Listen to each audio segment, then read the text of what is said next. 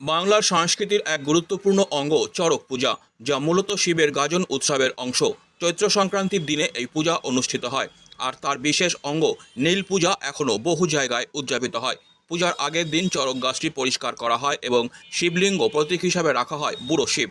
এই উৎসবের আরেকটি রীতি হলো ভক্তদের বাড়ি বাড়ি গিয়ে ঢাক বাজিয়ে চাল ডাল অর্থ সংগ্রহ করা, যা মূল পূজার দিন কাজে লাগে। যদিও আধুনিকতার ছোঁয়ায় এই রীতি কিছুটা ম্লান হয়েছে, তবু শহর ও গ্রামের অলিতে গলিতে এখনও ঢাকের তালে ভক্তদের দেখা পাওয়া যায়। এটি শুধু একটি ধর্মীয় আচার নয়, চড়ক পূজা আসলে বাংলার ঐতিহ্য ও ভক্তির এক অনন্য প্রকাশ। দেল হ্যাঁ চড়ক পুজোর খেলা, দেল খেলা। রেল খেলা আজকে থেকে কি করছেন আপনারা? আজকে থেকে ঘুরতেছে, বাড়ি বাড়িতে খেলবো, খেলা করবো। তো শুরু করেছিলেন, হ্যাঁ। কোথায় কোথায় যাবেন, কয়দিন ঘুরবে?